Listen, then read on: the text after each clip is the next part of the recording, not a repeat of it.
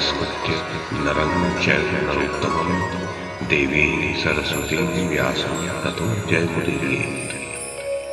ओम नमो भगवते वासुदेवाय, ओम नमः पितामहाय, ओम नमः प्रजापतिभ्यः, ओम नमः कृष्णद्वैपायनाय, ओम नमः सर्वविघ्नविनायकेभ्यः।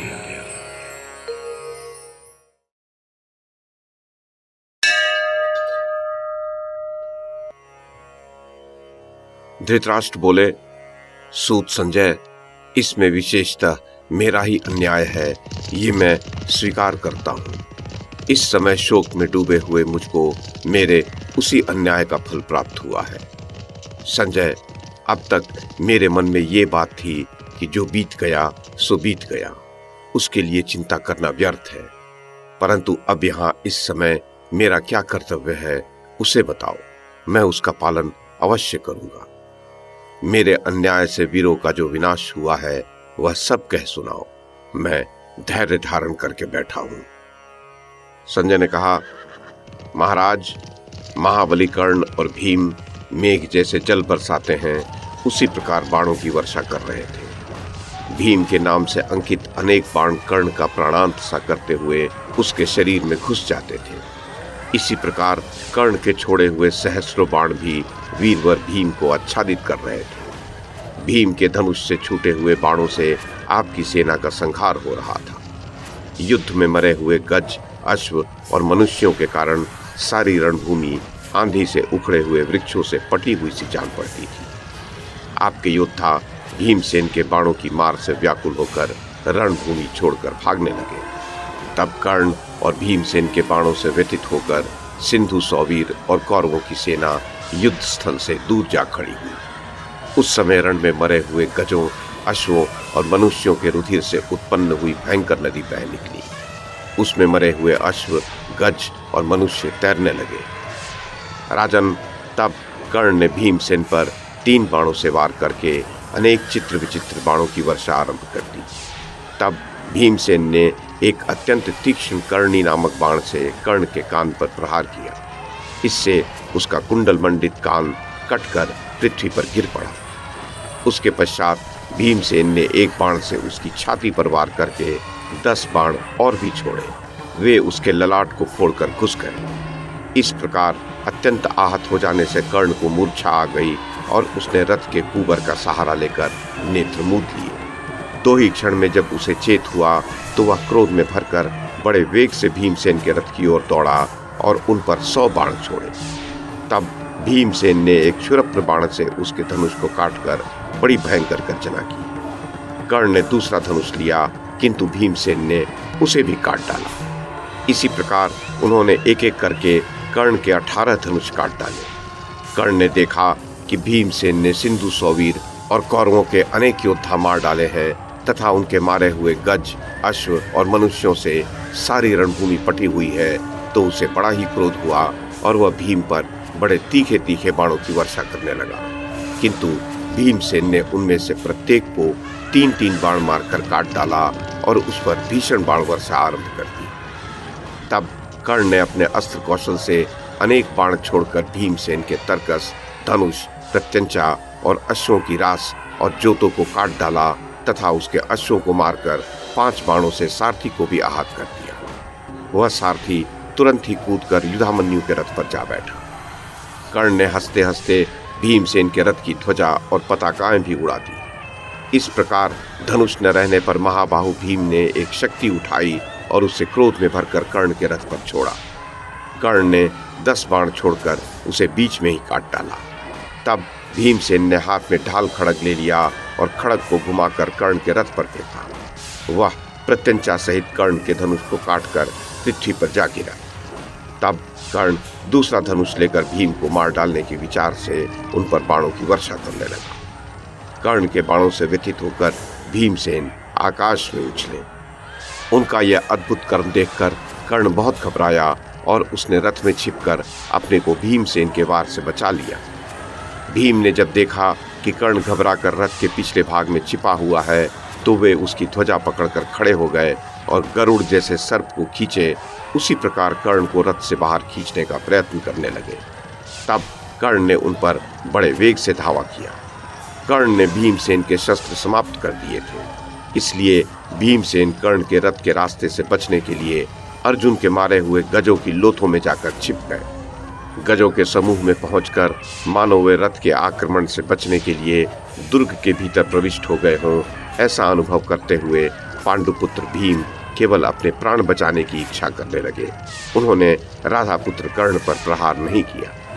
शत्रुओं की नगरी पर विजय पाने वाले कुंती कुमार भीमसेन ये चाहते थे कि कर्ण के बाणों से बचने के लिए कोई व्यवधान मिल जाए।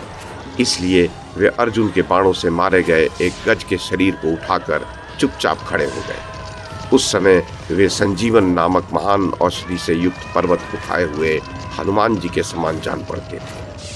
किंतु कर्ण ने अपने बाणों से उस गज के शरीर के टुकड़े टुकड़े कर दिए। तब भीमसेन ने उन टुकड़ों को ही फेंकना आरंभ कर दिया तथा और भी रथ के पहिए या अश्व जो भी वस्तु दिखाई देती उसी को उठाकर कर्ण पर फेंकने लगे। परंतु वे जो वस्तु फेंकते थे कर्ण उसी को काट डालता था। तब भीमसेन ने अपने अंगूठे को मुट्ठी के भीतर करके वज्रतुल्य अत्यंत भयंकर खूंसा तानकर सूतपुत्र कर्ण को मार डालने की इच्छा की। तब तक क्षण भर में उन्हें अर्जुन का स्मरण हो आया।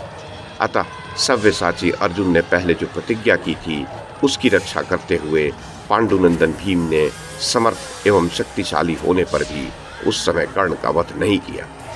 इस प्रकार वहां बाणों के आघात से व्याकुल हुए भीमसेन को सूतपुत्र कर्ण ने बारंबार अपने पैने बाणों की मार से मूर्छित सा कर दिया। परंतु कुंती के वचन का स्मरण करके उसने शस्त्रहीन भीमसेन का वध नहीं किया। कर्ण ने उनके पास जाकर उनके शरीर में अपनी धनुष की नोक को चुभोया। धनुष का स्पर्श होते ही भीमसेन क्रोध में भरे हुए सर्प के समान फुफकार उठे और उन्होंने कर्ण के हाथ से वह धनुष छीनकर उसे उसी के मस्तक पर दे मारा। भीमसेन की मार खाकर राधा पुत्र कर्ण के नेत्र लाल हो गए। उसने हंसते हुए से कहा, ओ बिना दाढ़ी मूछ के नपुंसक, मूर्ख, पेटू, तू तो अस्त्र शस्त्रों के ज्ञान में सर्वथा शून्य है। युद्ध भीरु कायर, छोकरे, अब फिर कभी युद्ध न करना। दुर्बुद्धि पांडव, जहां अनेक प्रकार की खाने पीने की वस्तुएं रखी हों तू वही रहने के योग्य है। युद्धों में तुझे कभी नहीं आना चाहिए। भीम, वन में रहकर तू फल मूल और फूल खाकर व्रत एवं नियम आदि पालन करने के योग्य है। युद्ध कौशल तुझ में नाम मात्र का भी नहीं है। वृकोदर, कहाँ युद्ध और कहाँ मनुवृत्ति। जा जा वन में चला जा। तुझ में युद्ध की योग्यता नहीं है। तू तो वनवास का ही प्रेमी है। मैं तुझे भली भांति जानता हूँ। तू मत्स्यराज विराट का नौकर एक रसोइया रहा है। वृकोदर, तू तो घर में रसोइयों, भृत्यजनों तथा दासों को बहुत शीघ्र भोजन तैयार करने के लिए प्रेरणा देते हुए क्रोध से उन्हें डांटने और मारने पीटने की योग्यता रखता है। दुर्मति कुंती कुमार, अथवा तू मुनि होकर वन में चला जा। वहां इधर उधर से फल ले आ और खा। तू युद्ध में निपुण नहीं है। वृकोदर, तू फल मूल खाने और अतिथि सत्कार करने में समर्थ है।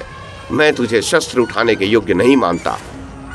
प्रजापालक नरेश, महाराज धृतराष्ट्र, बाल्यावस्था में जो अप्रिय वृत्तांत घटित हुए थे उन सब का उल्लेख करते हुए कर्ण ने बहुत सी रूखी बातें सुनाई।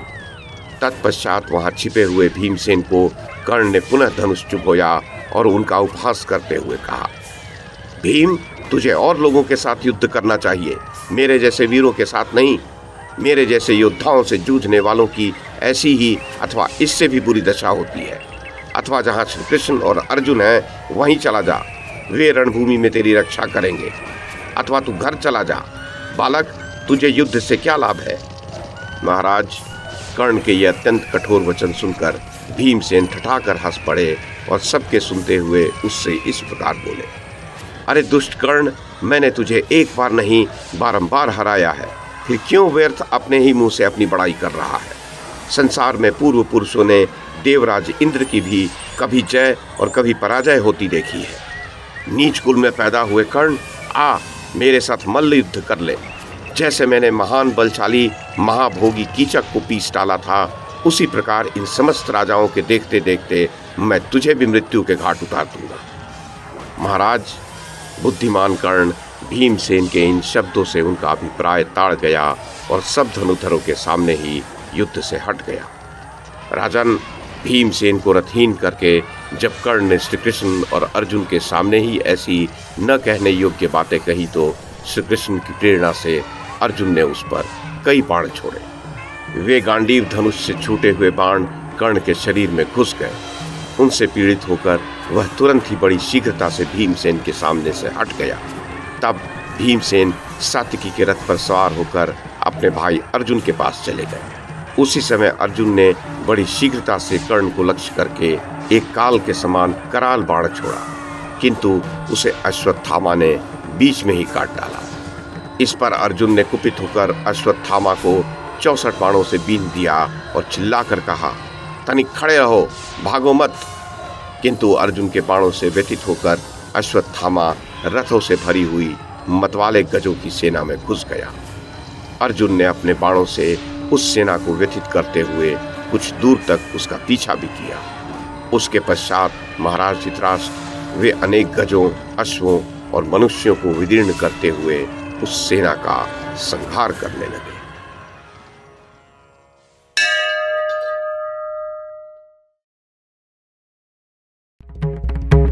YouTube के माध्यम से महाभारत की कथा को एक श्रृंखला के रूप में प्रस्तुत करने का हमारा ये प्रयास यदि आपको सराहनीय लगा हो तो कृपया इस कड़ी को लाइक और शेयर करें, चैनल को सब्सक्राइब करें और बेल आइकन को दबाएं। साथ में अन्य लोगों को भी देखने के लिए प्रेरित करें। धन्यवाद और नमस्कार।